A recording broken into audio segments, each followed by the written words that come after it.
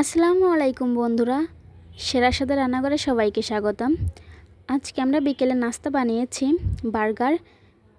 খেতে কিন্তু খুবই দারুণ ছিল। ঘরে কিছু সাধারণ উপকরণ দিয়ে আপনারা এইভাবে বাসায় বিকেলের নাস্তা তৈরি করে নিতে পারেন। আপনাদের কাছেও ভালো লাগবে। চলুন তাহলে রেসিপিটা শুরু করা যাক। এইভাবে গোশের কিমাটা বানিয়ে নিতে হয়। আমাদের ব্লেন্ডার আছে ঠিকই, কিন্তু কারেন্ট ছিল না, তাই আজকে আমরা পাটাই বেটেই এরকম করে নিচ্ছি।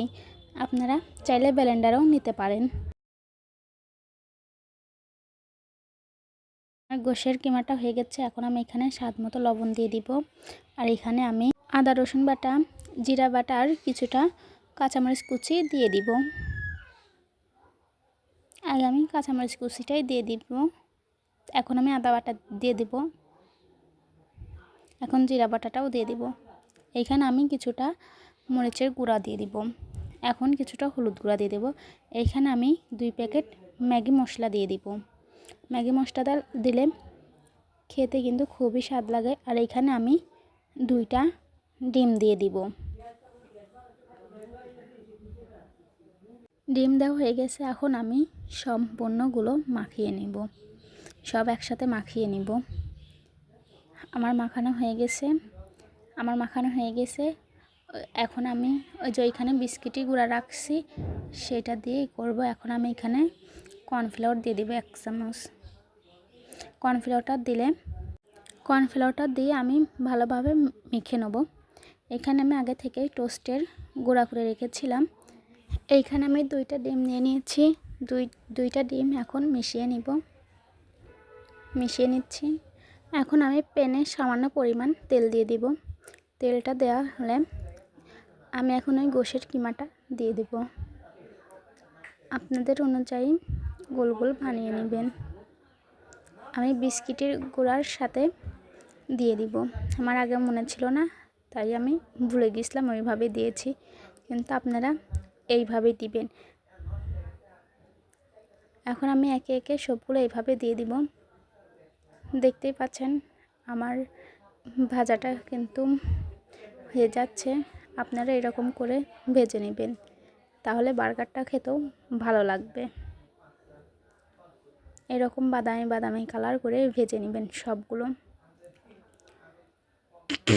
আমার তো একে একে সবগুলো এরকম করে ভাজা হয়ে গেছে।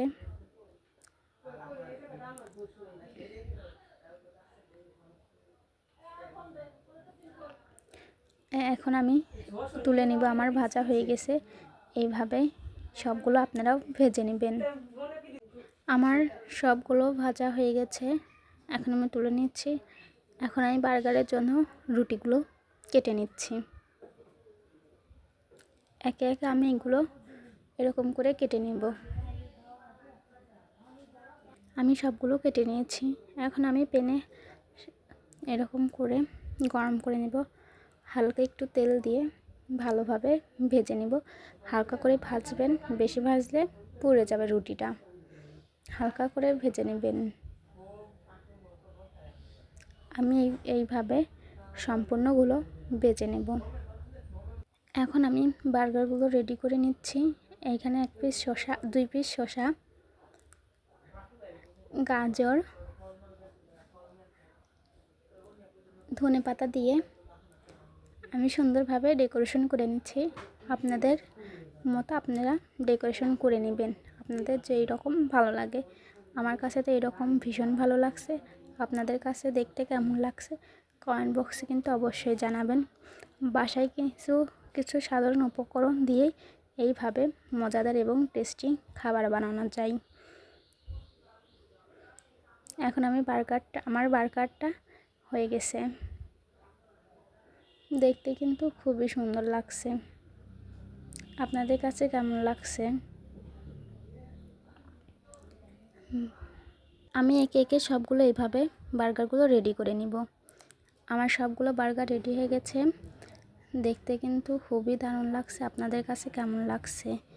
বার্গারটা খেতে কিন্তু খুবই মজার ছিল, খুবই টেস্টি এবং খুবই ভালো লাগছিল। বাসায় হালকা পাতলা জিনিস দিয়ে আজকে আমি এরকম মজাদার বার্গার বানিয়েছি। এরকম নতুন নতুন রেসিপি পেতে আমার ইউটিউব চ্যানেলকে এখনই সাবস্ক্রাইব করে দিবেন। আশা করি এই ভিডিওটা সবার কাছেই ভালো লাগবে। ভিডিওটি ভালো লাগলে একটা লাইক, কমেন্ট, শেয়ার করবেন। আজকে এই পর্যন্ত শেষ করছি। আল্লাহ হাফেজ।